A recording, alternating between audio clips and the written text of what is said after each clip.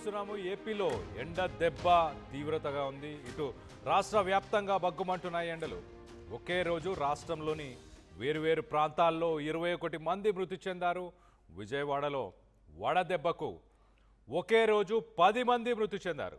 మృతుల్లో 8 మంది యాచకులుగా గుర్తించారు. ఏలూరు అలాగే పశ్చిమ గోదావరి జిల్లాలో 4 మృతి చెందారు. ఎండ వడగాలులతో ఉక్కిరి బిక్కిరి ఆగిపోతున్నారు జనం. ఈసారి రికార్డు స్థాయిలో ఎండలు ఉన్నాయి. గరిష్టంగా 48 డిగ్రీల ఉష్ణోగ్రత. చిన్నపిల్లలు, వృద్ధులు, మరి ముఖ్యంగా వీరందరూ కూడా సమయాన్ని పాటించండి. ఉదయం 10 గంటల నుంచి సాయంత్రం 5 గంటల లోపు ఎండ తీవ్రంగా ఉండడం కారణంతో బయటికి రాకుండా ఉండే ప్రయత్నం చేయండి. అత్యవసరం అయితే తప్పించి బయటికి రావద్దు అంటూ ప్రభుత్వానికి సంబంధించిన అధికారులు, వైద్య అధికారులు హెచ్చరికలు జారీ చేస్తున్నారు. మరి ముఖ్యంగా ఏపీ మొత్తంగా 21 మంది చనిపోతే విజయవాడలో 10 మంది చనిపోవడం గమనార్హం. దీనికి సంబంధించి మరింత అప్డేట్ తీసుకునే ప్రయత్నం చేద్దాం. ఇటు ఏపీ నుంచి మా ఇన్పుట్ ఎడిటర్ కృష్ణమోహన్ అందుబాటులో ఉన్నారు. కృష్ణమోహన్తో మాట్లాడి తెలుసుకునే ప్రయత్నం చేద్దాం. కృష్ణమోహన్, ఎలా ఈసారి ఎండలో దెబ్బ తాకిడికి 21 మంది నిన్న ఒక్కరోజే చనిపోయారంటే అది ఎంత విషాద సంఘటన అని చెప్పుకోవాలి. ఎలా ఉన్నాయి? రానున్న రోజుల్లో కూడా ఎలాంటి పరిస్థితులు ఎదుర్కొనే అవకాశం ఉంది? చాలా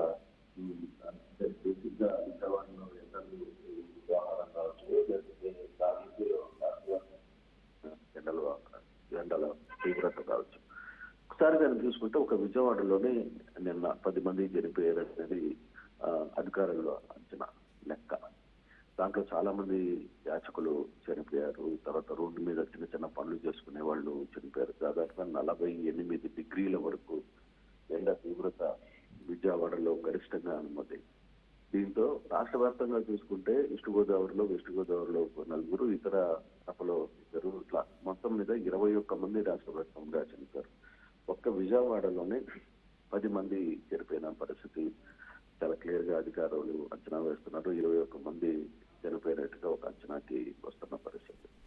అందుకే ఈ 3 రోజులు అంటే ముందుగానే హెచ్చరికలు జారీ చేశారు. నిన్న ముఖ్యమంత్రి కూడా దాదాపుగా ఎండల తీవ్రత మీద అధికారులకు ఒక సమీక్ష నిర్వహించారు. చాలా వరకు జాగ్రత్తగా ఉండాలి. ఈ 3 రోజులు, రేపు ఎల్లుండి ఆదివారం వరకు కూడా పరిస్థితి ఇలాగే ఉండబోతుంది. కాబట్టి తగిన సూచనలు ఎప్పటికప్పుడు నీళ్లు చేయడం ఉండేటట్టుగా, ఆ దారిలో అక్కడక్కడ వాటర్ ప్రజలకి అందుబాటులో ఉండే విధంగా ఇటువంటి చర్యలు చేపట్టాలని కూడా చూపించిన నేపథ్యం. అయినా నిన్న ఒక్క రోజు మాత్రమే 21 మంది ఆంధ్రప్రదేశ్ లో చనిపోయారు అంటే ఎండల తీవ్రత పరిస్థితి ఏంటో అర్థమైంది.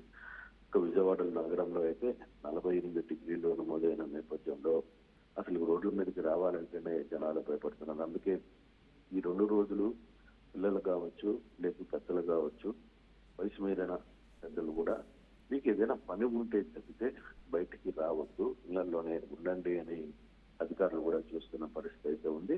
కానీ ఇంతమంది ఒకరోజు చనిపోయారంటే ఆ తీవ్రత ఏంటో మనకి అర్థమవుతుంది. విజయవాడలో నిన్న ఈ సంఘటనలో 10 మంది చనిపోవడంలో విపరీతమైన వేడిగాలులు, వడగాలులు వచ్చిన పరిస్థితి, ఆ తీవ్రత చుట్టుపక్కల ఉన్న పరిస్థితి. ఎప్పుడు ఈ మధ్య కాలంలో ఇంత ఎండ రాలేదు అంటున్నారు.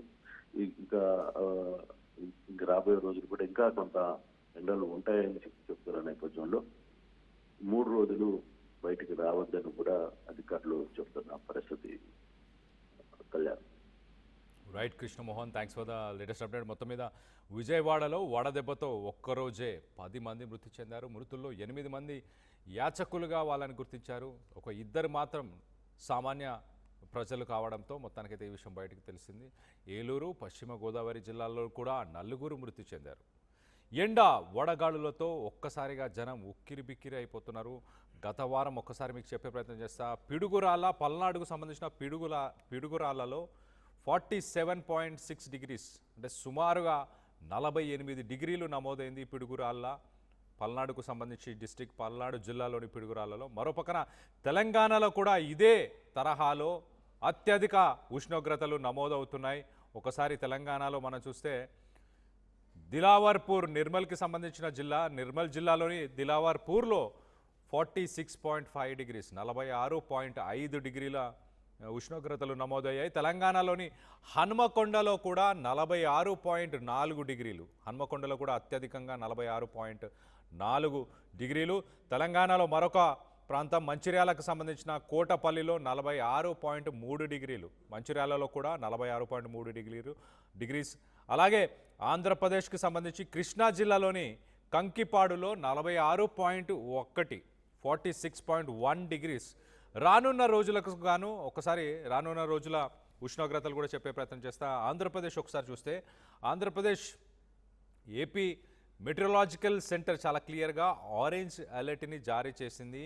అలాగే కృష్ణా, ఎన్టీఆర్, పల్నాడు, బాపట్ల, మార్కాపురం, ప్రకాశం, నెల్లూరు ఈ జిల్లాలలో రానున్న 3 నుంచి 6 రోజుల పాటు తీవ్రమైన వడగాలులు, ఎండ దెబ్బ తగిలే అవకాశం ఉంటుంది. కాబట్టి ప్రజలు అప్రమత్తంగా ఉండాలి, తగిన జాగ్రత్తలు తీసుకోవాలి, అత్యవసరమైతే తప్పించి బయటికి రాకూడదని చెప్పుకొస్తున్నారు. మరోపక్కన తెలంగాణకు సంబంధించి కూడా డీటెయిల్గా చెప్పే ప్రయత్నం చేస్తా.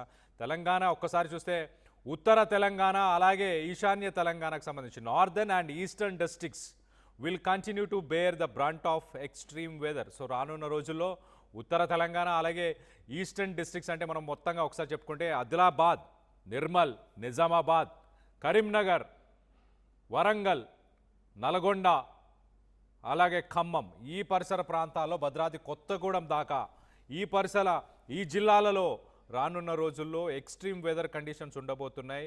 మధ్యాహ్నం పూట ఒక్కసారిగా ఎండలు వడదెబ్బ తగిలే అవకాశం ఉంటుంది. కాబట్టి ప్రజలు అప్రమత్తంగా ఉండాలి. ఆంధ్రప్రదేశ్, తెలంగాణ రెండు రాష్ట్రాలకు సంబంధించిన పరిస్థితులు ఇలానే. మరోపక్కన ఇండియా మొత్తంగా కూడా ఒకసారి చెప్పే ప్రయత్నం చేస్తా. ఢిల్లీ, పంజాబ్ అండ్ హర్యానా ఈ ప్రాంతాలలో రానున్న 6 నుంచి 7 రోజులు అంటే నెక్స్ట్ వారం రోజుల పాటు కూడా తీవ్రమైన వడదెబ్బ తగిలే అవకాశం ఉన్నట్టు వాతావరణ శాఖ చెప్పుకొస్తుంది. మరోపక్కన సెంట్రల్ అండ్ ఈస్ట్ ఇండియా అంటే మధ్యప్రదేశ్ అలాగే 7 సిస్టర్స్ మధ్యప్రదేశ్తో పాటు మేఘాలయ, మణిపూర్, అస్సాం ఈ రాష్ట్రాలు అలాగే పెనిన్సులార్ ఇండియా ఈ రాష్ట్రాలు మొత్తంగా కూడా ఎండ తీవ్రత ఉండే అవకాశం ఉంది. 11 గంటల నుంచి సాయంత్రం 4 గంటల వరకు అత్యధికంగా ఉష్ణోగ్రతలు నమోదయ్యే అవకాశం ఉంది. ఉదయం 11 గంటల నుంచి సాయంత్రం 4 గంటల వరకు. సో దీనికి తగిన జాగ్రత్తలు తీసుకోండి. మీతో పాటు వాటర్ బాటిల్ని క్యారీ చేయండి, ఒక గొడుగుని క్యారీ చేసే ప్రయత్నం చేయండి. అత్యవసరం అయితే తప్పించి బయటికి వెళ్లకుండా ఉండే ప్రయత్నం చేయండి. మరి ముఖ్యంగా చిన్నపిల్లలు, పెద్దవాళ్ళు, పసికందులు ఉంటే కనుక బయటికి వెళ్ళడం మీరు తగ్గించుకుంటే మంచిది, బయటికి వెళ్ళడం అవాయిడ్ చేస్తే మంచిది. ఇంటి పక్కనే ఉండండి, కొంత చల్లగా ఉన్న ప్రదేశాల్లోనే ఉండే ప్రయత్నం చేయాలి అంటూ కూడా చెప్పుకొచ్చారు. సో మొత్తం మీద ఏపీలో నిన్న ఒక్కరోజే 21 మంది మృతి చెందారు. మరి ముఖ్యంగా విజయవాడలో 10 మంది చనిపోవడం జరిగింది. ఎండ తీవ్రత అంతగా ఉంది. మీ రాష్ట్రాలలో, మీ జిల్లాలలో ఎలాంటి పరిస్థితులు నెలకొన్నాయి ప్రస్తుతానికి దానికి సంబంధించిన డీటెయిల్స్ని కింద కామెంట్ రూపంలో తెలియపరచండి.